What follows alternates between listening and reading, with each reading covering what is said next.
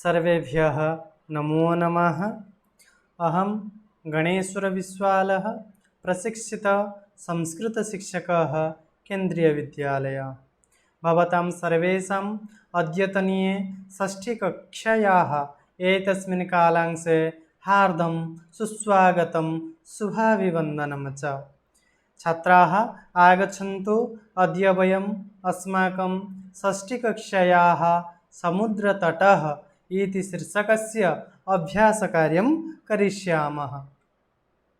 तत्र अस्माकं षष्ठपाठे अभ्यासकार्यम् एतादृशमस्ति। तत्र प्रथमप्रश्ने प्रश्नः भवति उच्चारणं कुरुतः, अर्थात नीचे कुछ पद हमको दिए गए हैं, उन पद को हमको स्पष्ट उच्चारण करना है। तो आइए बच्चों, मेरे साथ साथ आप भी उच्चारण कीजिए। तरंगैः संगमः प्रायद्वीपः मत्स्यजीविनः त्रिषुषु बंगोपसागरः विदेशी पर्यटकेभ्यः वैदेशिक व्यापाराय चंद्रोदयः।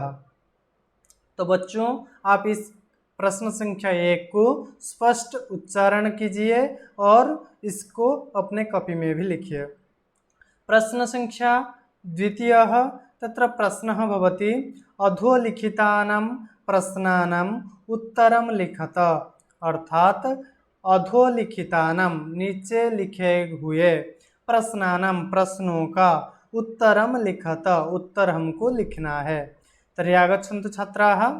तत्र प्रथमः प्रश्नः जनाः काभिः जलविहारं कुर्वन्ति, अर्थात जो लोग हैं वो किसके सहायता से जल विहार कर रहे हैं, अर्थात जल विहार और किसके सहायता से कर रहे हैं। उत्तरं भवति जनाः नौकाभिः जलविहारं कुर्वन्ति, जो लोग थे वो नौका के सहायता से, बोट के हेल्प लेते हुए वो जल विहार कर रहे थे। द्वितीयः प्रश्नः भारतस्य दीर्घतमः समुद्रतटः कः। अस्माकं भारतवर्षस्य, हमारे देश भारत का सबसे दीर्घतम अर्थात सबसे बड़ा समुद्र तट का नाम क्या है, समुद्र तट कौन है। उत्तरं भवति भारतस्य दीर्घतमः समुद्रतटः भवति चेन्नई नगरस्य मेरीना तटः, अर्थात भारत का सबसे बड़ा समुद्र तट है चेन्नई नगर में स्थित मेरीना तट सबसे बड़ा है भारतवर्ष में। क्या? समुद्र तट, समुद्र के किनारे जो हम सी बीच बोलते हैं, सबसे बड़ा सी बीच चेन्नई में अवस्थित मेरीना सी बीच है। अनन्तरं वयं पश्यामः, तत्र अनन्तरं प्रश्नं भवति जनाः कुत्र स्वैरं विहरन्ति, अर्थात लोगों कुत्र अर्थात कहाँ पर, स्वैरम यथेच्छा अपने इच्छा के हिसाब से, विहरन्ति अर्थात भ्रमण कर रहे हैं, लोगों कहाँ पर अपने इच्छा से भ्रमण कर रहे हैं। उत्तरं भवति जनाः मुंबई नगरस्य जुहू तटे स्वैरं विहरन्ति, अर्थात लोगों मुंबई नगर के जुहू तट नामक स्थान में अपने इच्छा से विहरण करते हैं, भ्रमण करते हैं। अनन्तरं पश्यामः बालकाः बालुकाभिः किं रचयन्ति, जो वह बालक थे वहाँ पर सी बीच में, वो जो बालुका राशि से क्या कर रहे थे, बालुका के हेल्प से वो क्या बना रहे थे। उत्तरं भवति बालकाः बालुकाभिः बालुकागृहं रचयन्ति, बालक लोग बालुका से, सिकता से या सैंड से वो बालुका गृहम, बालुका से घर बनाते थे और मजा से आनंद लेते थे। अनन्तरं पश्यामः कोचि तटः केभ्यः ज्ञायते, कोचि तटः केभ्यः ज्ञायते, कोचि तट नामक स्थान किससे ज्ञायते अर्थात किससे परिचित है, से कौन सा चीज है जिसके सहायता से कोचि तट समग्र भारतवर्ष में परिचित है। उत्तरं भवति कोचि तटः नारिकेलफलेभ्यः ज्ञायते, कोचितट नारिकेल फल के द्वारा सुपरिचित है। बच्चों यहाँ पर नारिकेल फल इत्यस्य अर्थम भवति ककुआनट, अर्थात जो हम ककुआनट खाते हैं उसको पूजा के लिए यूज किया जाता है, बस वही नारिकेल के ककुआनट फल के लिए कोचितट बहुत सुपरिचित है समग्र भारतवर्ष में। अनन्तरं पश्यामः प्रश्न संख्या तृतीयः। तत्र तृतीय प्रश्ने प्रश्नः भवति मंजूषातः पदानि चित्वा रिक्तस्थानानि पूरयत। मंजूषा से पद चयन करना है। मंजूषा अर्थात बक्स में, नीचे एक बक्स में हमको 5 पद दिया गया है। उन 5 पदों में से उचित पद को हमको चयन करना है और नीचे जो शून्य स्थान दिया गया है, जो रिक्त स्थान दिया गया है, उस रिक्त स्थान को पूर्ति करना है। तर्हि आगच्छन्तु छात्राः, मिलित्वा एतस्य प्रश्नस्य समाधानं कुर्मः। तत्रादौ मंजूषा पश्यामः। तो वहाँ पर हम मंजूषा को पहले देख लेते हैं। मंजूषा में जो पद दिए गए हैं उन पद का अर्थ भी एक बार समझ लेते हैं। तत्र प्रथमं पदं भवति बंगोपसागरः, अर्थात बंगोपसागर, बे ऑफ बंगाल जो है, सी एक है। प्रायद्वीपः, अर्थात जो हमारे भारतवर्ष के प्रायद्वीप नाम में परिचित है। प्रायद्वीप उसी को बोला जाता है जिस स्थल भाग का तीनों साइड में जल रहता है और एक साइड में स्थल भाग रहता है, उसको हम प्रायद्वीप कहते हैं। हमारा भारतवर्ष भी एक प्रायद्वीप है, क्योंकि भारतवर्ष का तीनों साइड में जल राशि है और एक ही साइड में स्थल राशि है, इसलिए भारत भी एक प्रायद्वीप है। पर्यटनाय, अर्थात भ्रमण करने के लिए। क्रीड़ा, अर्थात खेल कूद। संगमः, अर्थात मिलनम। तर्हि प्रश्नं पश्यामः। तत्र क प्रश्ने प्रश्नः भवति कन्याकुमारी तटे त्रयाणां सागराणां डैश भवति। कन्याकुमारी तट पे तीनों सागर का क्या है? संगमः भवति। उत्तरं भवति कन्याकुमारी तटे त्रयाणां सागराणां संगमः भवति, अर्थात मिलन हुआ है। कहाँ पर? कन्याकुमारी तटे। अनन्तरं पश्यामः भारतदेशः डैश इति कथ्यते। भारत, थोड़ी देर पहले मैं अभी बताया हूँ, भारतदेशः प्रायद्वीपः इति कथ्यते। भारत देश को व भारतवर्ष को हम प्रायद्वीप जैसे नाम से भी बुलाते हैं, या भारतवर्ष भी प्रायद्वीप नाम से समग्र विश्व में सुपरिचित है।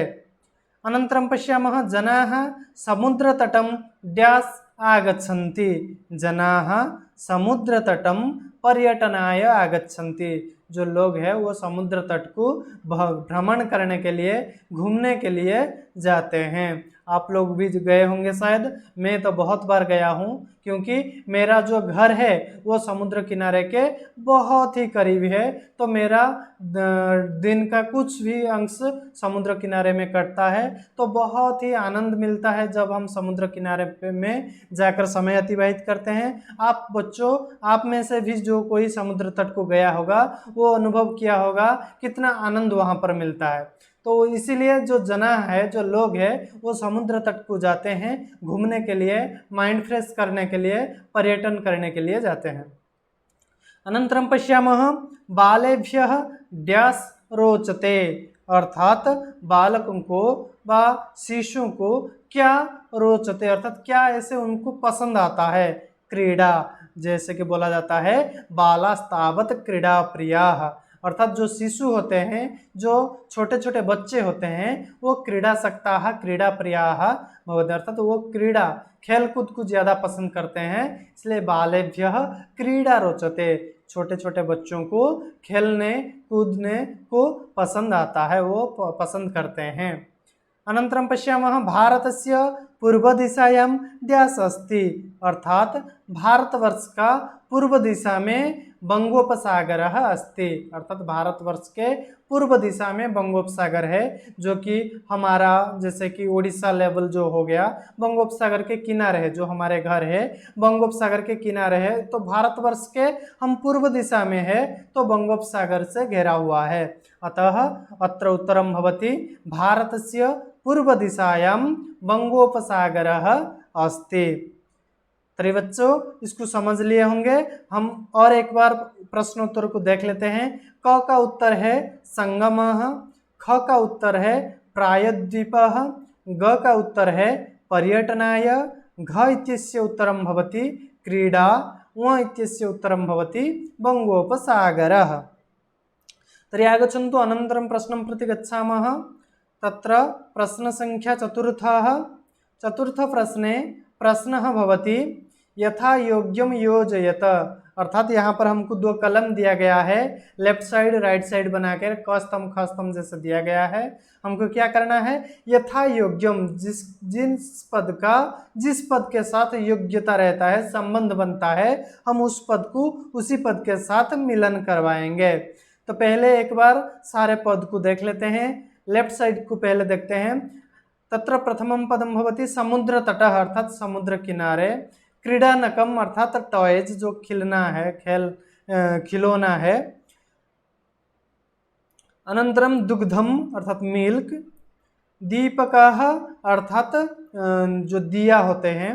विद्या हमारा ज्ञान, हमारा विद्या। ज्ञानाय अर्थात ज्ञानार्जन करने के लिए। पोषणाय अर्थात पुष्टि के लिए। प्रकाशाय अर्थात आलोक के लिए, प्रकाश के लिए। पर्यटनाय भ्रमण के लिए। खेलनाय खेलने के लिए। तर्हि आगच्छन्तु छात्राः, यत्र वयं यथा योग्यं मेलनं कुर्मः। तत्र प्रथमं भवति समुद्रतटः पर्यटनाय, जो समुद्र किनारा है, जो सी बीच है, वो घूमने के लिए है, इसलिए समुद्रतटः पर्यटनाय। अनन्तरं पश्यामः क्रीडनकम खेलनाय, जो क्रीडनकम है अर्थात जो टॉय है, जो हमारा खिलौना है, वो खेलने के लिए है, इसलिए क्रीडनकम खेलनाय। अनंतरम दुग्धम पोषणाय, हम दूध पीते हैं बच्चों, क्यों ना, पोषण हमारा पुष्टि करने के लिए, हमारे कुछ जो अंदर जो शक्ति है, शक्ति वर्धन करने के लिए, विटामिन बढ़ाने के लिए, इसीलिए दुग्धम पोषणाय। आप भी सब बच्चे दूध पिया कीजिए। अनंतरम पश्यामः दीपकः प्रकाशाय।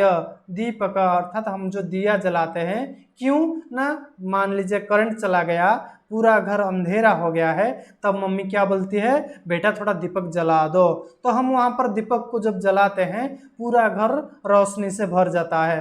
तो दीपकः प्रकाशाय, प्रकाश के लिए, आलोक के लिए हम दीपक का व्यवहार करते हैं।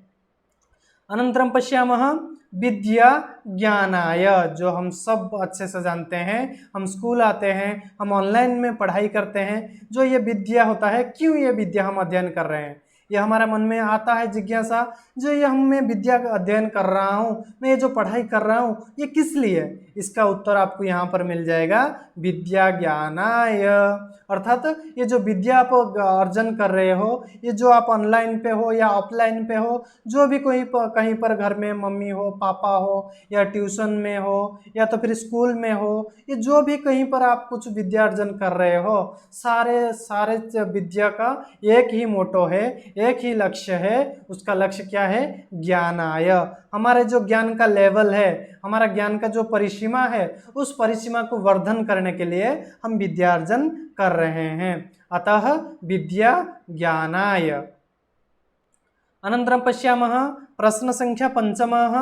तत्र पंचमप्रश्ने प्रश्नः भवति तृतीया विभक्ति प्रयोगेण रिक्तस्थानानि पूरयत, अर्थात तृतीय विभक्ति प्रयोग करते हुए नीचे जो रिक्त स्थान दिए गए हैं उनको पूर्ण करना है, उनको पूर्ति करना है।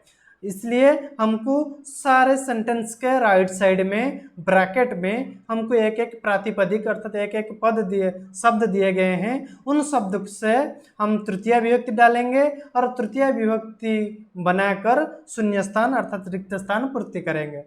तत्र यथा में एक उदाहरण दिया गया है। तत्र उदाहरणं भवति व्योमः डैश सह गच्छति। व्योमः ब्रैकेट में हमारे लिए शब्द दिया गया है मित्र, तर्हि उत्तरम भविष्यति। मित्र शब्द का तृतीय विभक्ति में हो जाएगा मित्रेण। बच्चों जैसे हम बालक शब्द पढ़े हैं, अकारांत पुल्लिंग शब्द, या तो फिर फल शब्द पढ़े हैं, अकारांत नपुंसकलिंग, फलम फले फलानि ऐसे रूप होता है। उसी तरह मित्र जो शब्द है वो नपुंसक अकारांत नपुंसकलिंग शब्द है, उसका रूप कैसे चलता है, जैसे फलम फले फलानि, ठीक उसी तरह हो जाएगा मित्रम मित्रे मित्राणि। इस मित्र शब्द का तृतीय विभक्ति में रूप है मित्रेण, मित्राभ्यम, मित्रैः। तो यहाँ पर मित्रेण आ जाएगा क्योंकि यहाँ पर एक वचन में है, व्योम अपने मित्र के साथ जा रहा है, तो यहाँ पर एक वचन हम प्रयोग करेंगे, तो मित्र शब्द का तृतीय व्यक्ति एक वचन में रूप बन गया मित्रेण। अनन्तरं पश्यामः क बालकाः डैश सह पठन्ति। हमारे लिए शब्द दिया गया है बालिका। बालिका शब्द का हमको तृतीय व्यक्ति बनाना है। बालिका ये जो शब्द है ये है आकारांत स्त्रीलिंग शब्द, जो हम शब्द पढ़े हैं लता शब्द या तो फिर बालिका शब्द हम पढ़ चुके हैं। तो इस बालिका शब्द का तृतीय व्यक्ति हम रूप बनाएंगे। बताओ आप लोग, बालिका शब्द का तृतीय व्यक्ति में रूप क्या बनता है? बहुत सुंदर, सही उत्तर आप लोग जो सोच रहे हो। तृतीय व्यक्ति में रूप ऐसे चलता है बालिकया, बालिकाभ्यम, बालिकाभिः। तो यहाँ पर बालकाः डैश सह पठन्ति उत्तरम भविष्यति बालिकाभिः। यहाँ पर तृतीय व्यक्ति बहुवचन किया गया है क्योंकि यहाँ पर ऑलरेडी बहुवचन में सेंटेंस दिया गया है, इसलिए हम बालिका शब्द का तृतीय व्यक्ति बहुवचन में रूप बना लिए बालिकाभिः, जैसे लता शब्द का हो रहा था लताभिः। अनन्तरं पश्यामः ख तडागः डैश विभाति। तडागः जिसका अर्थ है तालाब। तालाब किसके द्वारा सुशोभित होता है? विभाति अर्थात शोभित होता है। हमारे लिए शब्द दिया गया है कमल। कमल शब्द को हमको रूप बनाना है। कमल शब्द का तृतीय विभक्ति में रूप है कमलेन, कमलाभ्यम, कमलैः।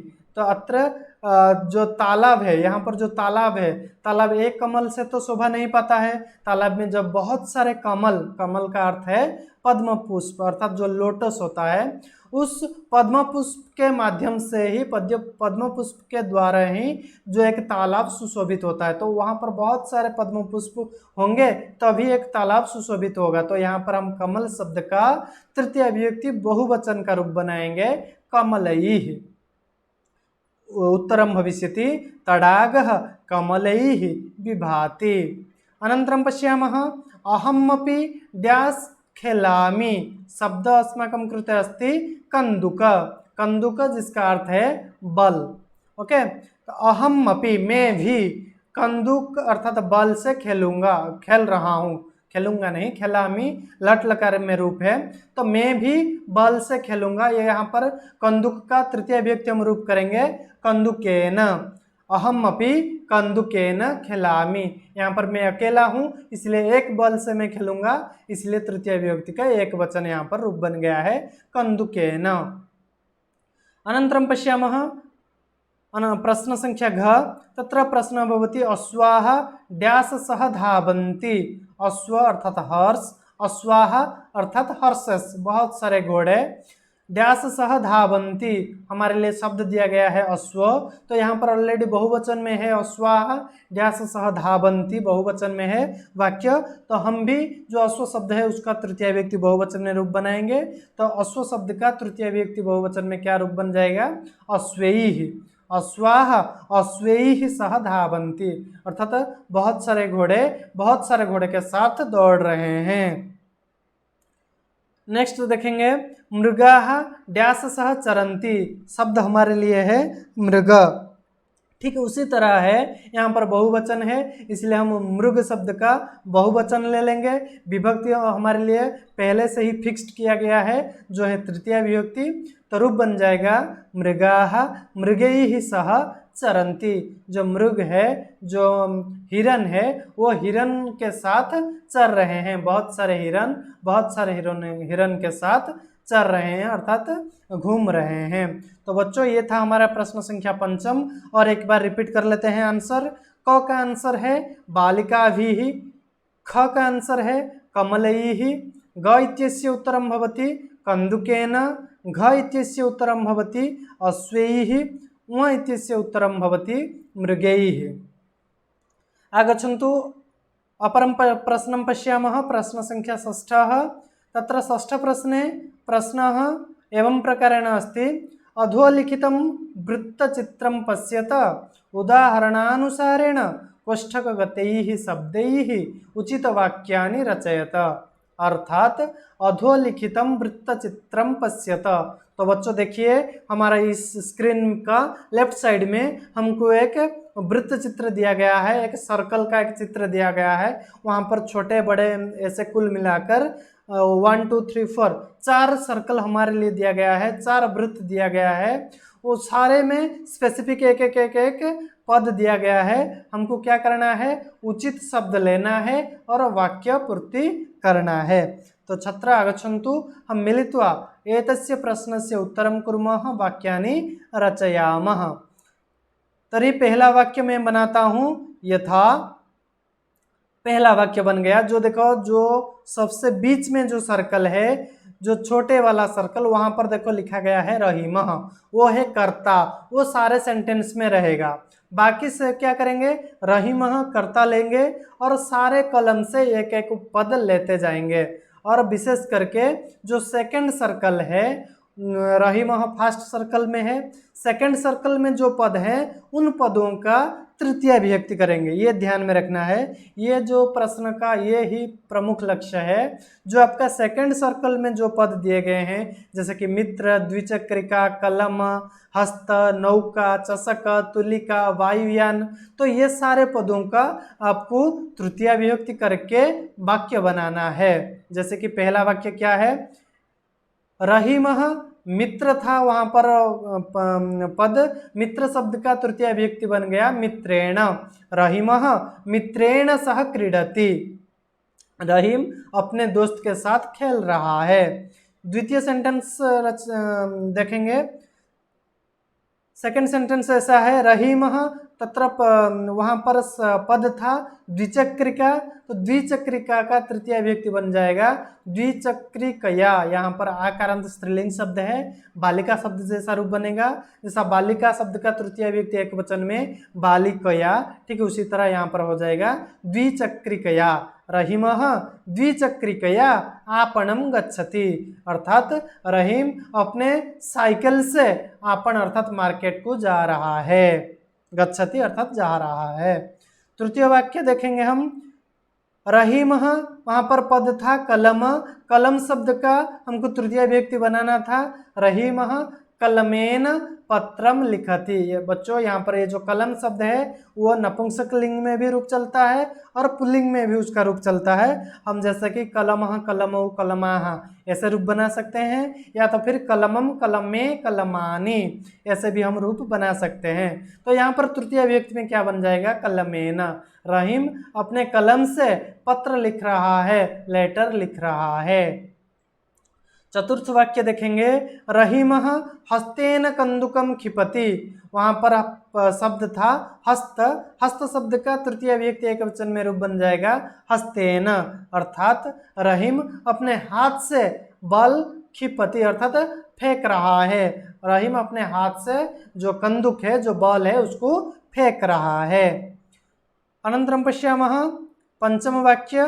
तो वहाँ पर है रहीमः नौकया जलविहारम करोति, वहाँ पर शब्द हमारे लिए था नौका।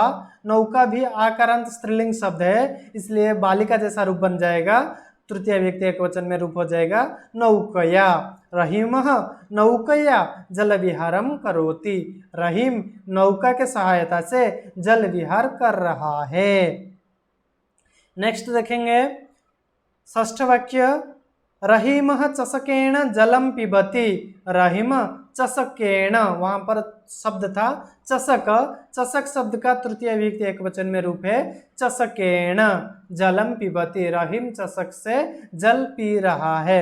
बच्चों यहाँ पर आपको थोड़ा समस्या आ रहा होगा, मुझे जितना दूर पता चल पा रहा है कि हस्तेन वहां पर हो रहा था, यहाँ पर चषकेण कैसे हो रहा है, मित्रेण कैसे हो रहा है। कहीं कहीं पर हस्तेन कलमेन, कहीं कहीं पर आपको न देखने के लिए मिलता है, कहीं कहीं पर आपको मूर्धन दिखने के लिए मिलता है।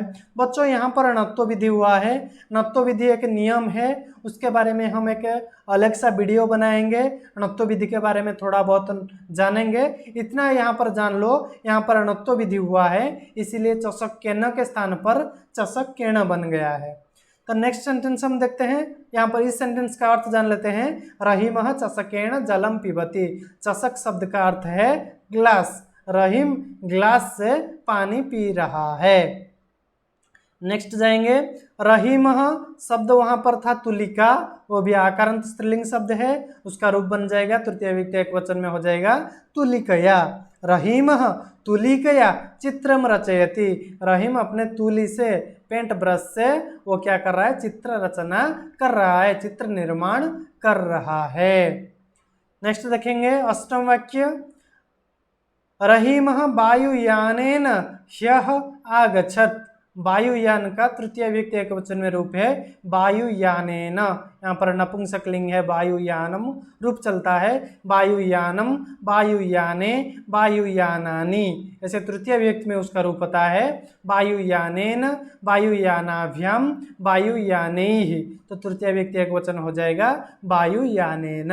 रहीम वायुयान से, वायुयान अर्थात एरोप्लेन, उड़ा जहाज जो हवा जहाज जो होता है, हवाई जहाज। रहीम हवाई जहाज से, वायुयान से, एरोप्लेन से, ह्यः अर्थात बीते हुए कल, आगच्छत आया था। रहीम बीते हुए कल जो गया है, कल वायुयान से आया था। तो बच्चों ये था हमारे 8 सेंटेंस अष्टवाक्यानि। इसको आपको अभ्यास कर लेना है। विशेष करके जो द्वितीय सर्कल में जो पद दिए गए हैं, हम उन पदों का तृतीय विभक्ति किए हैं, बाकी पद जैसे थे वैसे ही रख लिए हैं। बच्चों एक बार जो सेकंड सर्कल में जो पद दिए गए हैं उनको एक बार तृतीय विभक्ति के साथ देख लेते हैं।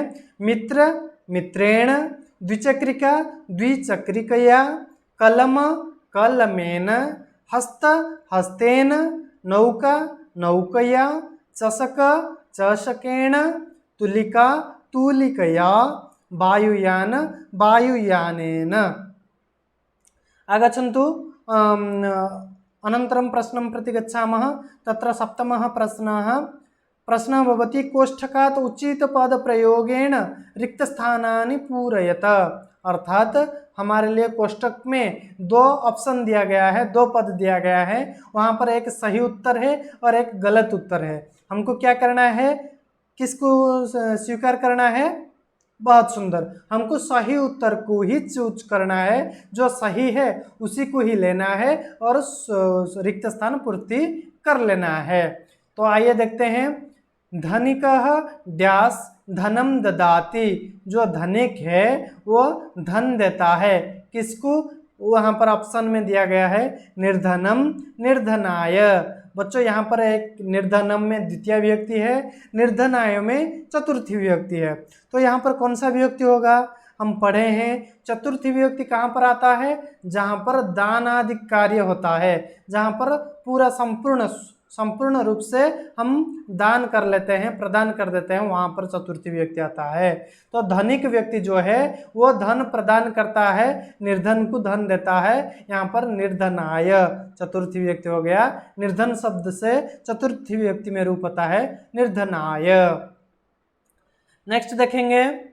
ख बालः डैश विद्यालयं गच्छति। बालः पठनाय विद्यालयं गच्छति।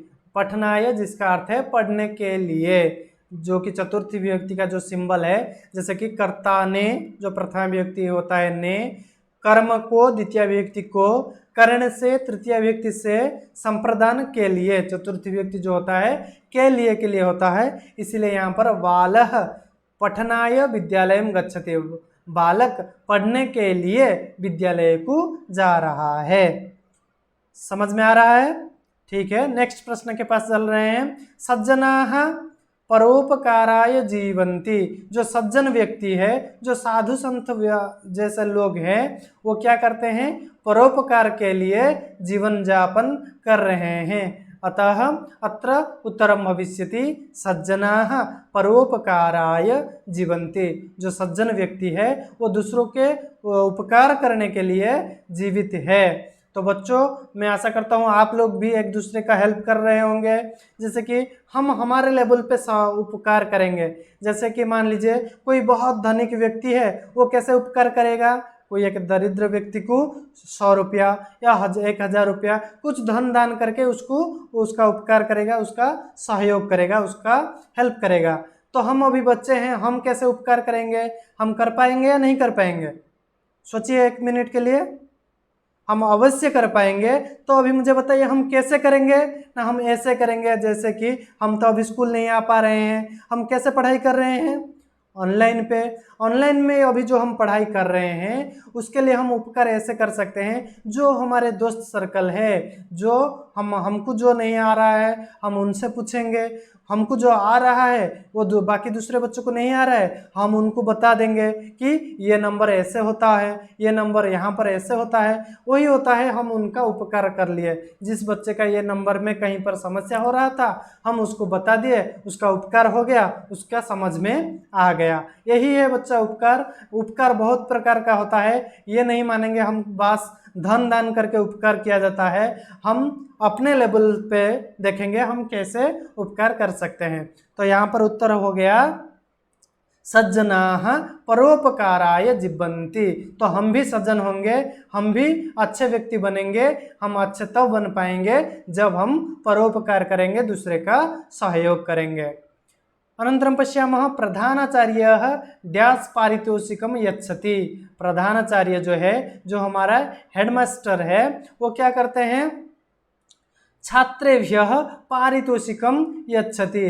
पारितोषिक अर्थात जो हम परिश्रम करते हैं उसके लिए कुछ हमको दिया जाता है। जैसे कि मान लीजिए हमारा एनुअल डे फंक्शन होने वाला है, हम एनुअल डे फंक्शन करेंगे तो वहाँ पर क्या होता है, कुछ बच्चों को सिलेक्ट किया जाता है जिनको वॉलंटियर किया जाता है। वो बच्चे क्या हेल्प करते हैं तो उनको भी पारितोषिक दिया जाता है। जैसे कि उनको एक सर्टिफिकेट बना कर दिया जाता है, ये अच्छा वॉलंटियर है, या तो फिर उनको कुछ विभिन्न प्रकार का पारितोषिक है। इसी तरह प्रधानाचार्य यहाँ पर पारितोषिक देते हैं किनको? छात्रेभ्य, छात्रों को। डैश नमः शिक्षकाय नमः, शिक्षकों को मेरा नमस्कार। तो यहाँ पर शिक्षकाय चतुर्थी व्यक्ति हो जाएगा। हमको शिक्षकों को मेरा नमन, कि आपका भी शिक्षक है, मेरा भी शिक्षक है, जो हमारे शिक्षक है, जो हमारे आचार्य है, जो हमको पढ़ाए हैं वो सर्वदा हमारे पूजनीय है। कहीं पर भी हम उनको मीट करते हैं या तो फिर कभी भी हम उनसे बात करते हैं तभी पहला चीज हमारा ये होना चाहिए शिक्षकाय नमो नमः, अर्थात शिक्षकों को मेरा नमस्कार। तो बच्चों ये था हमारे समुद्र तटः इति विषय का अभ्यास कार्य। तो बच्चों आप इस वीडियो से इस पूरा अभ्यास कार्य को अच्छे से अभ्यास कर लीजिए और अपने जो अभ्यास का पुनः अभ्यास कीजिए। धन्यवादः सर्वेभ्यः, पुनः नमो नमः।